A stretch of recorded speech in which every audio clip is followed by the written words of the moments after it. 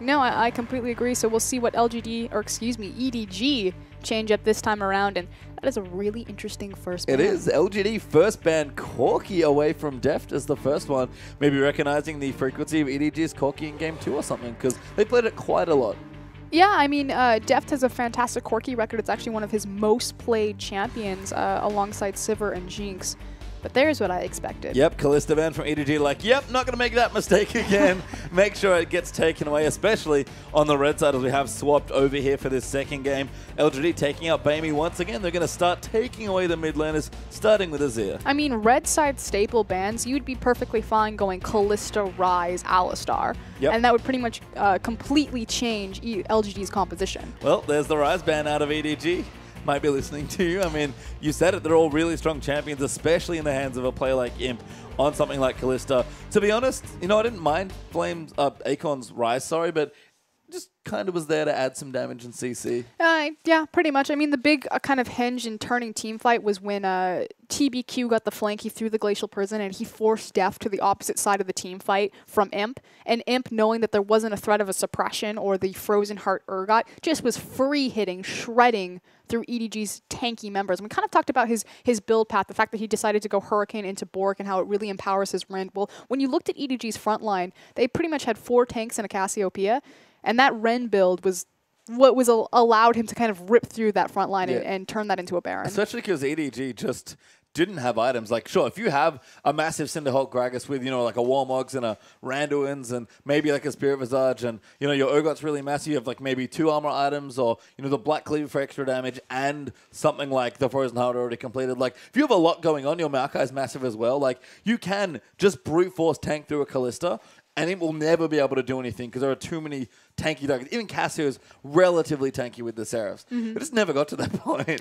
No, I completely agree. LGD just snowballed too far ahead for EDG's tanky front line to catch up on their resistances. And too many damage threats. Yeah, oh yeah. And then, of course, Akon. That's where Akon would have shined, swooping in on the Ryze to make sure he adds some magic damage coming in. Yeah, pop briefly out of the lobby. I think maybe a problem with the champion ban or something like that. But we seem to have popped back in. Should be back in the champ select shortly. And I can't imagine these bans changing, especially on the EDG side. Oh, definitely not on EDG side. I'm curious if their last ban's going to be Alistar, which I definitely think PYL deserves that kind of recognition. Yeah, I mean, would give him the Nautilus potentially, so some danger there, but Mako's shown a lot of flexibility. So you pop back in, things look like they've almost not changed at all. So again, the same 4 bans to start things off. I feel like in the current patch and kind of the current form of power picks, anytime you ban Alistar from red side, you're pretty much guaranteed Nautilus in second rotation. As bizarre as that sounds, it pretty much guarantees you Nautilus. Yeah, Alistar actually banned by LGD, interestingly enough. So you're not kidding either. We'll save EDG the trouble of having to ban it, but you're right, EDG might just go ahead and say, all right, guess we're going to ban Nautilus now. I think they'll ban a jungler. Oh, that would make sense as well. I feel like you want to give clear love Rek'Sai, or Victor. Victor's not a bad ban either. Again, I'm really hesitant to throw mid bans out just because Bamey's champion pool is so small and Godviz is massive. Entirely the opposite. Yeah. We'll see. 6 seconds left here for EDG to decide what they want their last ban to be. I saw Aaron shake his head at a suggestion. It is going to be Echo as the last ban, though. Okay. So now the question is, where do LGD go from here? Obviously, a big priority as far as the LPL is concerned is going to be Victor and Sivir. Flame's so great. Flashing Riven, because why not? Can I play this? No? Okay, maybe Victor. Seeing what he wants here for his first pick now for the team, but very standardized bans, I think, apart from maybe the Corki ban being a bit different, as LGD are going to lock in Victor as their first pick. And then that immediately transitions into a Sivir and possibly a Hecarim. Yeah, Hecarim for Amazing J, I would like that a lot. I guess it depends on Imp's AD Nautilus carry. makes Nautilus sense. may be a bit safer and still good against Imp's carries. Again, yeah, you're picking up that big second-tier support power pick in the meta right now, and likewise, you open up Amazing J to look for a counter matchup in the top lane. Also complete in the top lane with the Nautilus as well. Started seeing that in the LPL, so Sivir Nautilus nice and safe here. We've talked a bit about the danger of first picking Sivir, but teams still showing a lot of priority, and Dev Sivir is something ridiculous. Yeah. And one of his most played champions has one of his highest win rates, and you have to think Jinx was running around there at 17-1 for a while there. So Def Sivir is certainly a big power pick. This is the LGD though. Considering their next few picks here, they've already got the Victor, so committed to one solo lane there for Godby, you have to think, unless Flames really going off the rails and deciding to pick something else up. I would love the Rek'Sai pick. It's a good champion for TBQ. Denies it away from Clearlove. These are all strong things, and it is just Rek'Sai Hecarim as the next 2. Yeah, pretty standard. I mean, we're not seeing anything too out of meta or outlierish right now in this draft phase. This is pretty much priority, counter, priority. And that's good. I mean, you expect these two teams to have very close drafts and come down more to execution. That was not the case in Game 1. LGD, like you mentioned, greatly outdrafted EDG in the first one here. But again, we've pretty much standardized the bans here. Very common stuff that we're seeing on both sides, with again the exception of that Corki. So it's just a matter of what the teams want to be doing here. And what is honestly a nice and diverse metagame. But I hear that turning your voice as I consider the Janna, but it's going to be Cassiopeia Gragas. I had to hold my breath. I was like, no, Amazing J, not the Nautilus top. It's such a shame, too, because I brought so many statistics to talk about with Nautilus top, thinking Aluka would play it tonight, and nope, didn't get it. Not at all here as EDG. I guess keep either their support or their top lane pick ambiguous, depending on where they want to take this particular Nautilus pick, but definitely set the AD carry jungle and mid lane already. So Godvi knows what he's playing against. I guess he already picked in because he took Victor into the matchup. And LGD, considering their next few, they're showing off some fun stuff right now. PYL goes away from Tarek. Imp's going to take Tristana. PYL is going to get Thresh. Comfort picks across the board pretty much, except really for Flame and his Hecarim. I mean, he's played it a few times, but it isn't his big go-to champion as far as the top lane is concerned. He's much more seen the popularity of Rumble and Gnar. Yeah, he's been a great Gnar player as well. Even, you know, the throwbacks to Kennen. Yes, Smite teleport Shyvana. He played a bit of as well early on in the split. So Flame's been doing Flame things here, but he's going to swap over to Smite here. That should be his summoner spells up in the top side there for his Hecarim that we'll be getting. But EDG, looking at their last pick here, 6 seconds left. Mako's flashing Shen of all champions. Shen has been changed. All right. It's going to be Shen for Amazing J in the top lane. Unless it's in support. I hope not. That's probably not good. There we go. Elimination is spamming it so looky right now. Really? I'm not even joking. Well, Amazing J is going to take the Shen instead here as we... Yeah, interesting last pick again. EDG, relatively low damage. Not nearly as low damage as the last comp, with Bamey again being the primary threat. But Shen... Amazing J has been spamming this in solo queue. The only reason I know that is because I wanted to play top lane, and I was like, what is Amazing J doing? Checked up. Oh. Shen. He's playing Shen. Is that exciting for Amazing J fans? We'll have to see here, as Flame is going to take the Hecarim. Amazing J on the Shen for his first play in this split of the LPL. Jungle matchup's going to be pretty standard though on the other side as we move through. It's TBQ on the Rex side and Clearlove back on Gragas. Not a big fan of Clearlove's Gragas. It doesn't have the same impact and weight as his Nunu and his Rek'Sai will, so I definitely think TBQ got the better matchup here. But this is the important matchup that I want to see go down, because if there was any shining light of EDG's composition last time, it was Bamey and his Cassiopeia. It was, and he's a big carry, probably the primary carry in this comp here as well. So you rush through Tristana Sivir to an Imp and Deft, and PYL on Thresh versus Mako back on the Nautilus. Again, more of what we expected, I think, in Game 1, honestly. Very standard bans, fairly standard drafts with Amazing J, the only wrench into the mix with the top Shen. We'll see how he's able to utilize it with their composition right now. I assume he wants to split push. That is pretty much the Amazing J special, but likewise it does have a lot of team fight presence and power, especially post level 6 when he has that global ultimate. You know what? Let's let Amazing J show us how it's done. We're going to get onto the riff for game number 2.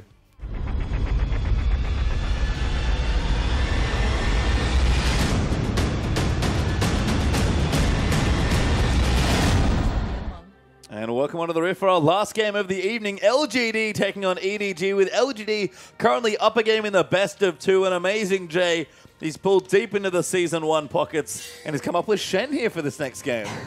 And I'm glad that you identified that he can possibly look for a split pushing route, because again, he has that, not only the teleport, but also the global ultimate with the teleportation. What am I going to call it? Teleportation shield?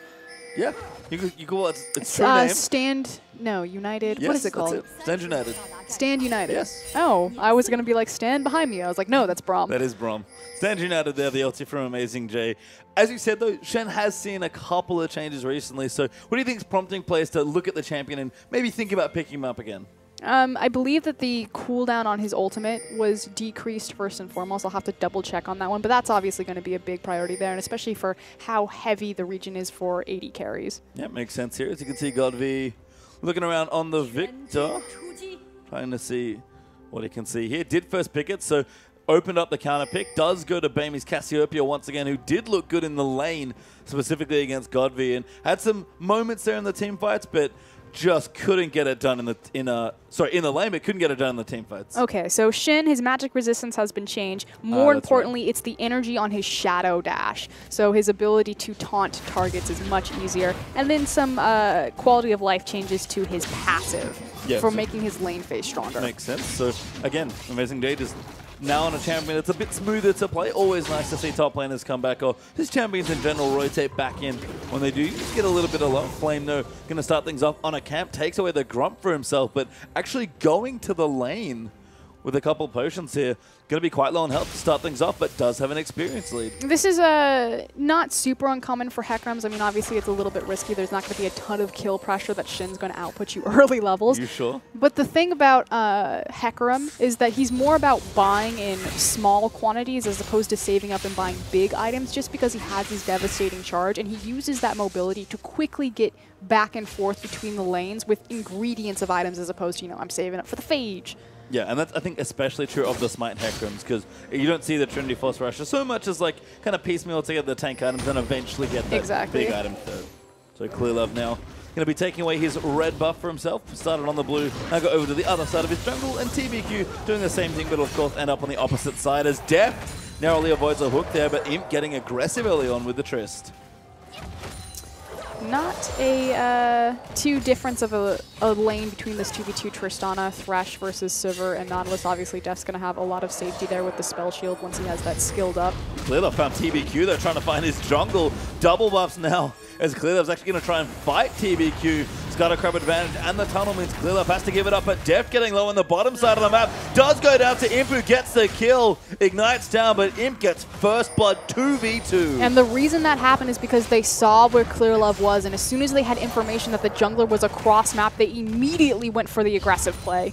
Kind of looking down, I imagine POL was involved with the hook somehow, but it is very rare to see Deft die in a 2v2. He's killed people in that situation, but very rarely does he die. I mean, not since he's really been in China. Obviously, his reputation on Korea for Samsung Blue, he wasn't known as a great laner. In fact, he would die in lane, but that's really been a change of pace since EDG took MSI, and Deft has really found his confidence in his pairing with Mako. You can see Godby, though, getting low here. Baby chasing in. Maiko in for the all-in. Very close. Just needs to flash E for the kill. Oh, wow. It's too deep. He actually takes a tower hit, and Godby barely lives, but Clearlove finds TBQ now. They're going to battle once more, but Bamey's just healthy enough to help Clearlove out.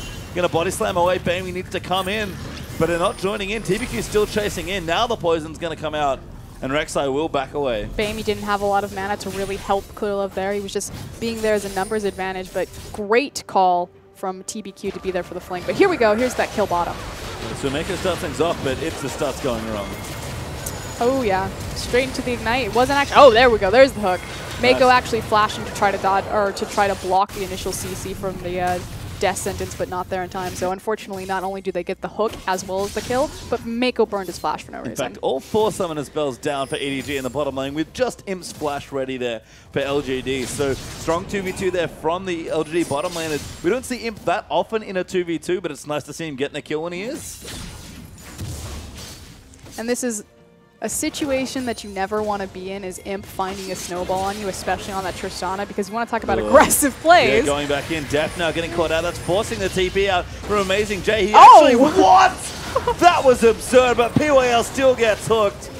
He deserves so much better than that. That play was absolutely ridiculous. Wow, catching him in the middle of the taunt right there to save Imp's life. I did not know that was possible until today. That was crazy. That was absurd. That was absolutely absurd. I thought for sure Shin would have higher priority and go through the flay. Nope. PWL knows better. Wow. That was so... I'm so sad he died, because he really deserved to live up to that heroic play, but instead does go down. Actually gives Deft a kill, so the lane going to get even back up a bit, and they are trading blows here in the bottom half of the map. Deft actually has double Doran's Blade, so he is not willing to sit around here and let Imp bully him. Not anymore. Not since the days of Samsung. You go back, you lose lane, you take double Dorans, and you say, nope, I'm winning the lane. Yep, and does at least equal it back up, but Imp goes back, and his first buy is impressive. Also, TBQ here as well. POL lining things up. Mako gets in. POL is going to die again by the looks of things. No, not quite enough damage. Deft doesn't have summoners, and he thinks Imp is back. If you could see the minimap, he'd maybe go back in, but he can't know for sure, and he will back away. PYL almost cost him a life to hold the minion wave for Imp. That said, I mean, hashtag worth. Imp got the cannon.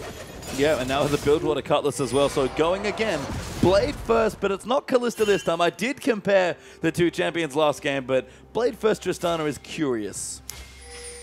That's an Imp thing. It is an Imp thing. Oh, Bamey gets the ulti, and Clearlove's in the area. Chaos Storm already down. Clearlove goes through. Great gank there from Clearlove. Gives Bamey the kill, and Godby does not enough damage for the trade. I mean, that said, I don't think Clearlove even really needed to be there. Obviously, it helps out and means that Godby can't trade 1-for-1, but Godby face checks straight into Cassiopeia ultimate and just ate so much damage. And this is kind of the scary thing about Cassie, is as soon as she tags you with one of her poisons, it's so easy for her to just walk you down.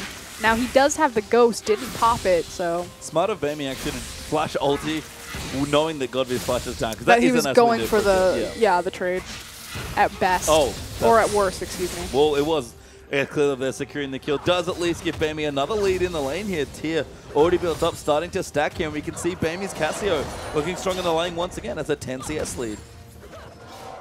Bamey's lane phase has looked fantastic. It's his team fight that's been a little bit questionable in comparison to Pawn.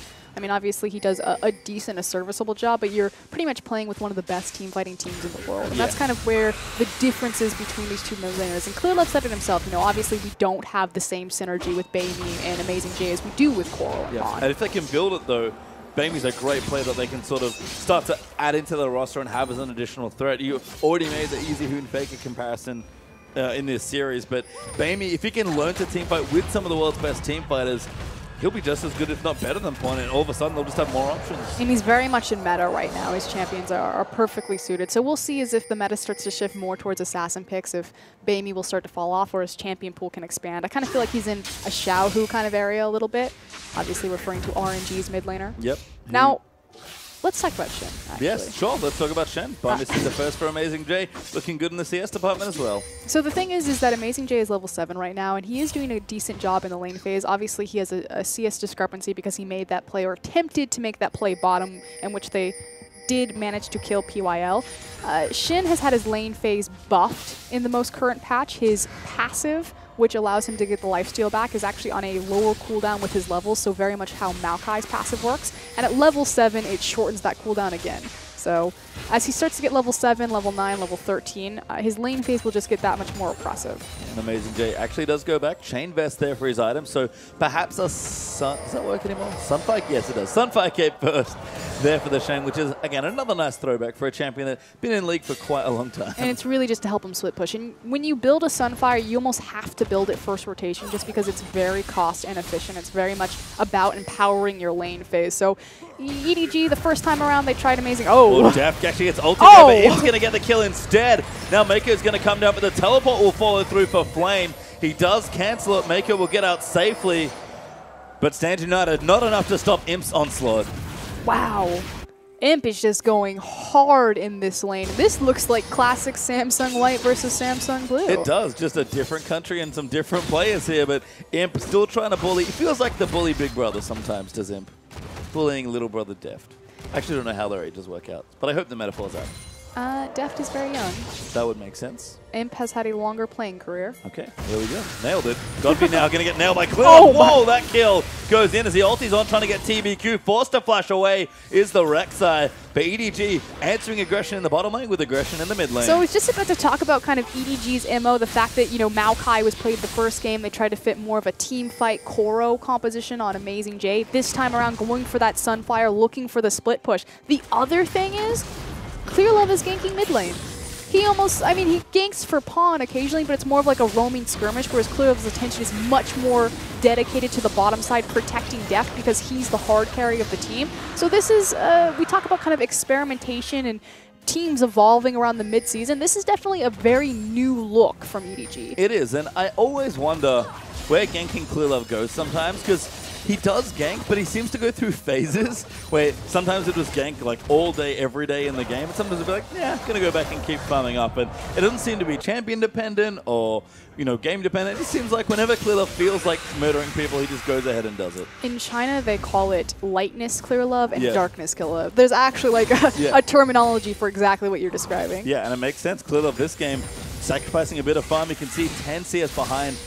TBQ there in the jungle, but got some good successful gank stuff already, part of 2 of 3 kills. But it really hasn't translated in terms of a lead for EDG. They are barely holding it on by 200 gold, but that's an easy and quick swing for LGD should a big team fight occur. Yeah, and they've already got the first dragon, so not available just yet for either team, but actually, sorry, that's EDG looking for that, so that is a nice little lead there for them. Deft again, though, just getting abused by Imp at this point. Even TBQ here, just to try and make things happen, and Def was forced to pop the ultimate. It's not going to last much longer. Imp's already got his Blade of the Ruin King.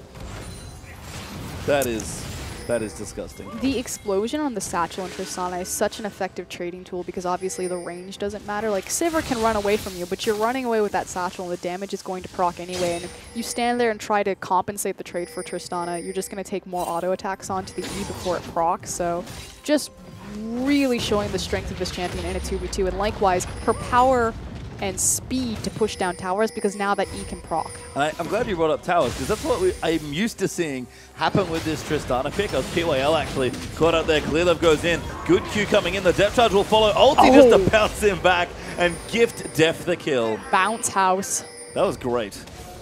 Clearlove's been really on point with his Gragas ults. Clearlove's a great Gragas player. I mean, again, it's not his Rek'Sai. They certainly do different things, but Clearlove is no slouch on the champion. It's Amazing J does have his Sunfire Cape starting to lay into Flame. He honestly can't win trades against this Shen, even with the W up by Spirit of Dread.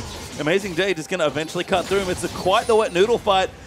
Amazing J's committing. Flame's like, uh-oh, don't like this at all. Well, the big difference is that obviously Hecarim can use his ultimate to do damage and to help him in that 1v1, whereas Shen can't stand United himself, so technically Flame is bringing more abilities into that top lane as far as the 1v1 is considered. But you saw right there, Flame had the minion wave as well as him being on top of Shin and couldn't win that trade automatically. And this is, again, just the quality of life changes to Shin's passive and the fact that the cooldown and how often it procs has been lowered. Yeah, good stuff there from Amazing J. And honestly, the Sunfire scales now as well, so Amazing J going to want to soak up those levels. Rank 2 ulti especially, it's a nice cut off that cooldown, but Deft and Mako trying to push on the bottom side of the map. Imp already got the tower in the bottom side, but EDG are going to answer with the same.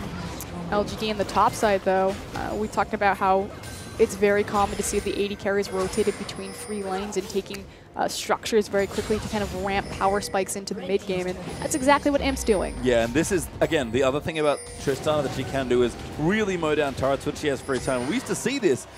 Trist picked into Sivir mainly for fast push.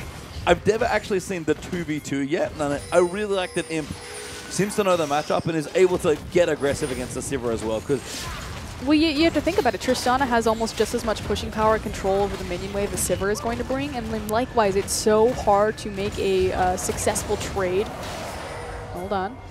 Amazing J looking. Shots in. Gets it. Mako dives in as well. Bamey actually flash ultis to ensure the kill, and he picks up Imp for a nice little bounty. Nice flash taunt. Max range from Amazing J to set that one up. They do burn 2 flashes for it, but hey, they get their red buff back. Nice stuff there. Yeah, that red buff still a little too far for LGD. EDG are really fighting on LGD's terms. Now happy to brawl with them here, despite Def's sort of hiccups in the early lane, although Imp is starting to ramp up more. He's got an Avarice Blade now to joining that Blade of the Ruin King. So I believe that's a static shiv, but who knows? Could be the Imp Ghost Blade. This is a pretty common thing, though, from old Tristana taking that Avarice Blade. But hold on, because TBQ, wow, they really just want to fight and skirmish all over the map. Yeah, and that is that's not the place that EDG always like to play their games, but they have certainly shown in games that they can play this way if they want to. It's really refreshing to see LGD kind of get their legs back and start synergizing as a team and showing that they can be, again, that big dominant force that they showed in the playoffs. Yeah, have to agree. They've looked good so far with the first win over against LGD. But you can see the game heating up a bit. EDG still with a lead, but it's very slim. So 200 gold between them. Nothing really to write home about. 16 minutes in. 5-2 up in kills. 1-2 with the turret lead there for LGD. The first dragon, though, for EDG, and the next one's up in about 45 seconds. The thing that I want to point out, especially as we're setting up for this dragon, and Vision's going to be a big key thing, is this is classic Mako. I always call it a throwback to Mata, because obviously Mata popularized the Moby Rush as opposed to a Sightstone on support's initial back. Mako does this all the time. He gets his Moby boots, and then instead of doing Sightstone and then going into his core itemization as far as like tank stats, he goes into a Ruby Sightstone. And the reason he does this is because he wants to spend so much more time on the field, placing multiple wards as EDG rotate around very quickly with the power of Sivir, as opposed to constantly having to back and refresh his sight zone. So yeah, it doesn't give him more wards because he can only place 3, but it allows him to stay longer and to help set up these skirmishes and flanks. Well, he's going to have to start setting some vision up because LGD have a complete run on vision right now, especially on the right-hand side of the map. EDG have very defensive vision right now, although might just have a fight breakout. Oh, wow. Massive flash body slam ulti in as well. Godby going to get locked up and go down before Rick in ultimate. Amazing J gets on top of PYL. That's going to be the next kill. And Baby, he's getting everything. That's a double kill for Cassiopeia. We talked about how with Amazing J picking up Shin, having the Sunfire cape, that he was going to be looking for a split push. Yeah, he's been doing that, but that was a fantastic double lock CC from the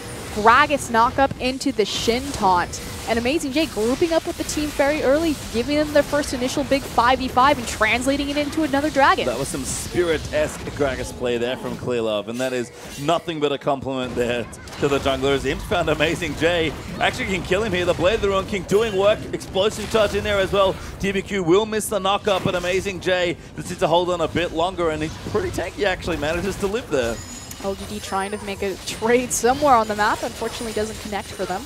And you can see now, as the items are coming through, that Sunfire done leads into a Spectre's Cal plus the Ninja Tabi there for Amazing J. Archangel's done, moving into Seraph's there for Bamey as well. So he's got a Negatron Cloak coming in for, I have to assume, an Abyssal Scepter. And Deft is still a bit short on items. He's actually, I think, surprisingly behind in gold, but he'll get there eventually on the Sivir. And Bamey, he's doing plenty of work so far. 4-0-1.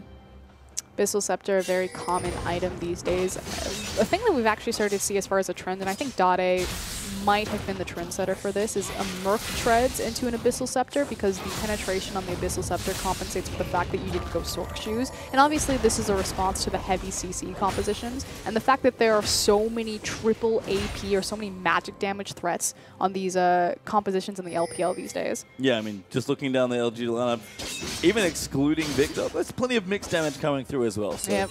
I like it a lot. And the fact that if you look across at Nautilus, Gragas, Cassiopeia, that's at least 3 damage threats, as well as the mixed damage on the Sunfire cape. So having that aura of the Abyssal Scepter really also empowers EDG's comp. But surprisingly, it's the little things that matter, because the item is just so cost efficient. It's so good right now in the current viability of the meta. That makes sense as EDG pop their way into the top side. TBQ Void Rush is on top of the blue buff. Godby going to pick that one up, but Deft very quick to rotate around here. Infinity Edge is completed. Avarice Blade ready to vacuum up even more minions, and that's another turret down. EDG rotating nicely there. That was so cool. When he finished the Abyssal Scepter, it popped up and did a little dance and set back down. Nice. I think I made the change a while ago, but I don't notice as much as I used to. It is cute. The adorable dancing Abyssal Scepter. That's Druin's new favorite item. I thought it was adorable. It's a great item. It is. Pro tip, you guys want to start snowballing your ranked 5s? Merc treads Abyssal Scepter on your mid laners. And then whenever you buy the Abyssal, note how adorable it is. Yeah, watch it dance. As Baron's up in 5 seconds. Not quite ready for that just yet, but no dragons being available for a couple more minutes means that EDG, in addition to the mid lane, and they're starting to out-rotate LGD, who have run out of turrets to try and take, but EDG going to bring it back to all square as far as turrets go, and now find themselves 2,000 gold ahead. And really this is on the back of Bamey. We talked about how if there's one solid performance from last game, it was Bamey on his Cassiopeia. Limited champion pool, but really understands the power and how far he can push that pick. I agree, but Bamey's laning was the big standout here in Game 1, and I think in Game 2 it's been the same here as well. So my question to Bamey is, you have 4 kills and an assist, you've got a great start to this game, and you're still leading Godby in CS. Can you be the primary carry for a team once EDG starts team fighting? I mean, again, he had a really good reputation behind him when he was still in Korea. Obviously, it didn't translate to the LSPL before he came into the LPL, but people expected great things of Bamey, and it's yet to really come into its full. So I guess this is going to be the testing point. Well, this is at least not a bad game for him to be tested, as he's going to be on a nice hyper carry champion in the Cassio.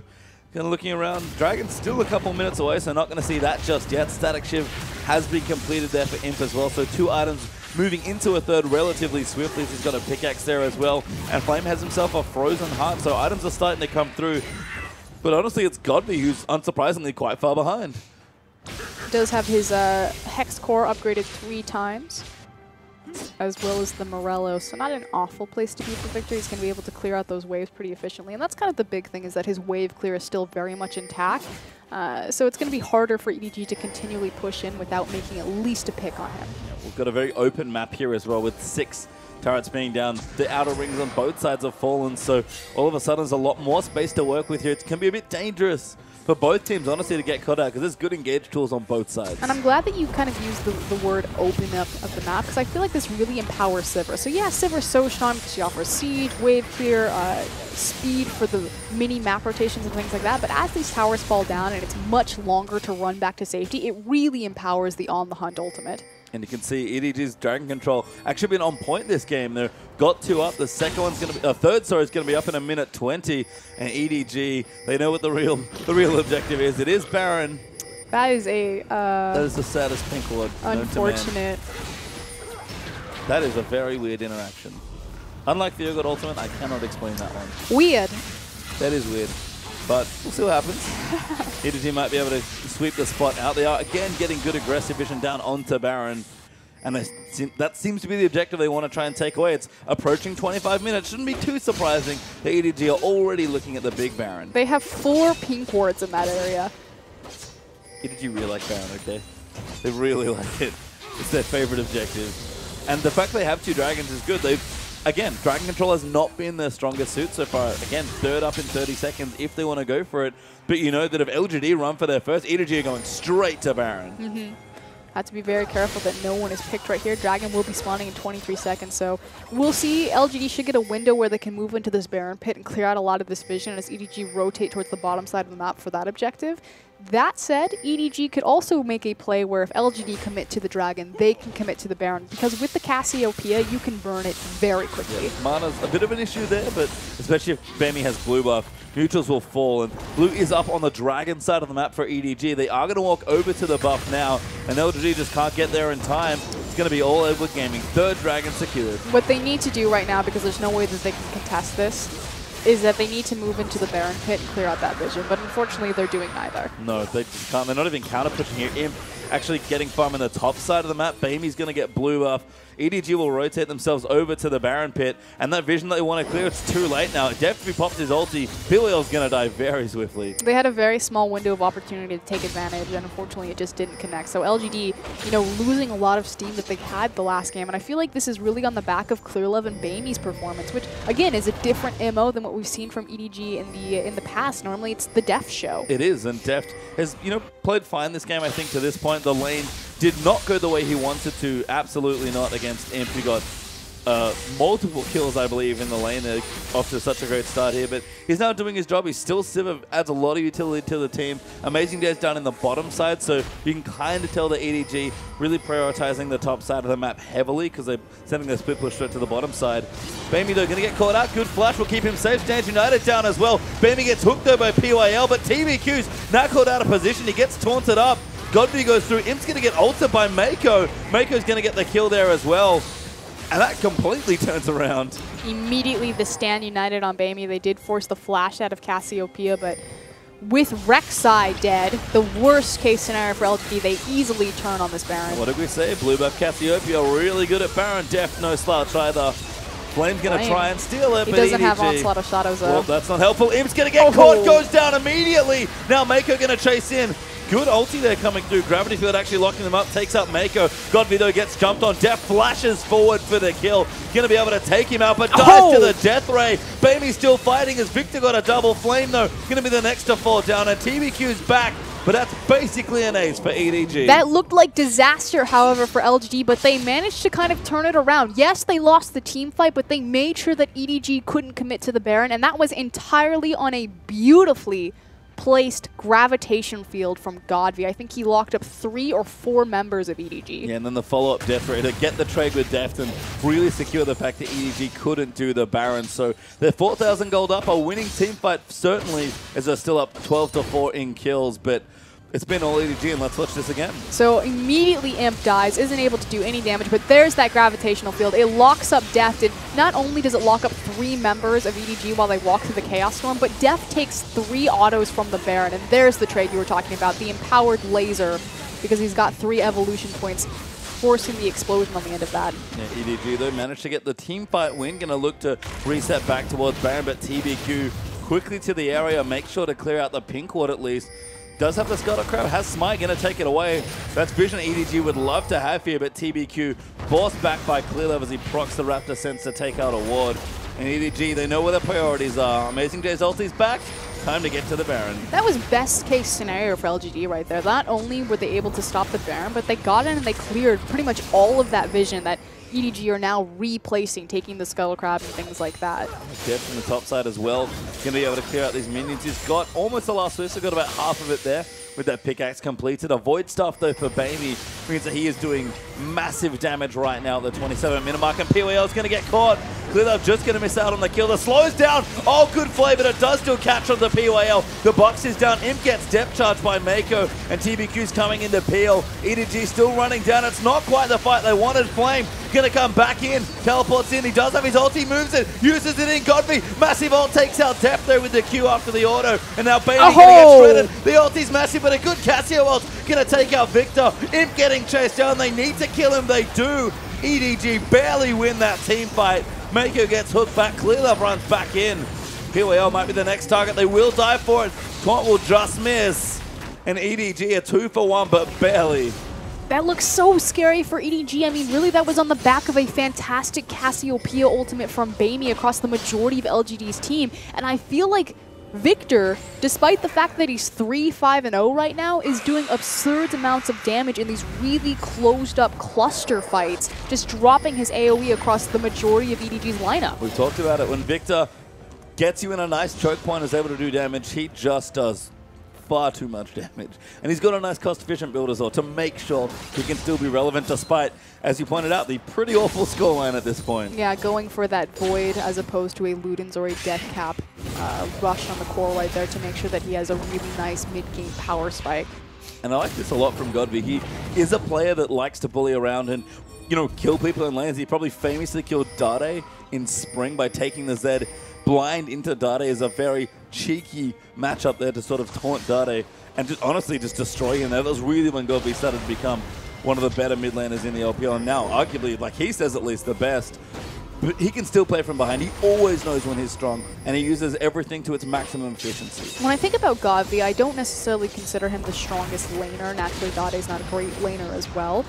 It's more about the team fights for those two in particular, and Godby always comes back in team fights and just his team fight positioning, as we've seen in the last two big showdowns. Flame is going to get the blue buff here, and forced to ulti away though, because he does know that the CC is there. So Gap closes his way out of it, but the Dragon back in 20 seconds, meaning that EDG can look for their fourth, and Baron is up as well. So again, two major objectives up very soon. EDG going to force LGD into, and hopefully for them, another poor choice. I know, but think of how close these team fights are for the fact that LGD are so far behind in their gold deficit. They're actually not that far behind. 5K? 5K at 30 minutes in.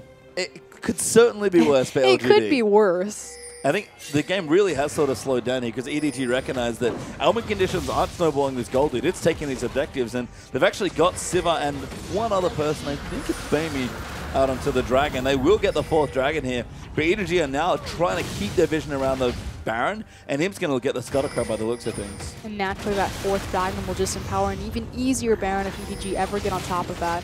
Finally, that pink ward. I actually like the additional pushing power from Amazing J more than anyone else, but LGD maybe a bit desperate, going to start off this Baron. Amazing J already teleporting in, still has his ultimate, and that's going to force them off the objective. He's got Flash. Going in though, finds him though, Clearlove gets on top of him as well. Depth Charge goes in, the Chaos Storm's great in the choke, and Imps got himself over a wall. Deft has to cut away from Flame. Amazing J is dead there to Godby. TBQ gets hooked up next with Imp, still free hitting in the back. Deft flashes over the ridge to take him out, but goes down to Godby. PYL melts though, and EDG are just going to kill TBQ.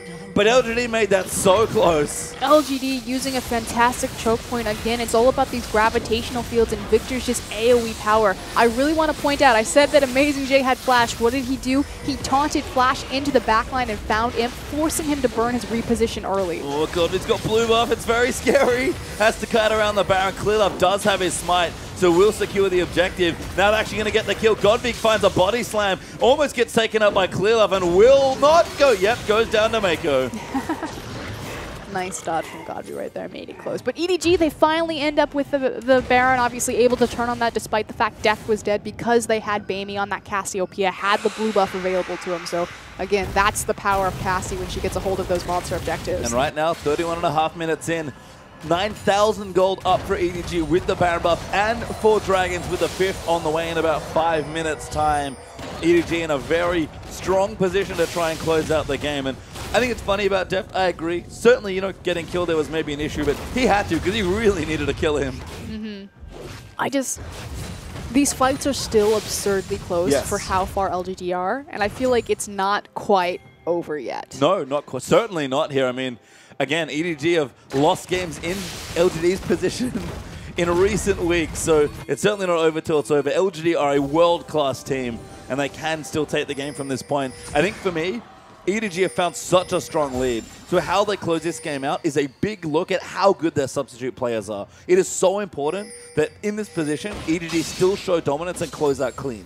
No, I completely agree, and I think it's really a look at Bamey in particular. Amazing J has done a fantastic job, you know, not only going back to his roots and doing his split pushing from his Energy Pacemaker days, but getting involved in these 5v5s. But Bamey right now, 7-0-9, a perfect game so far. So far, hasn't died yet. Hopefully that continues for him, but tower is going to fall here. Baron, a little too much pressure there, so LGD cannot defend the first tier 2 turret, actually. EDG only just breaking that turret line, but Amazing J going to be working on the second real quickly.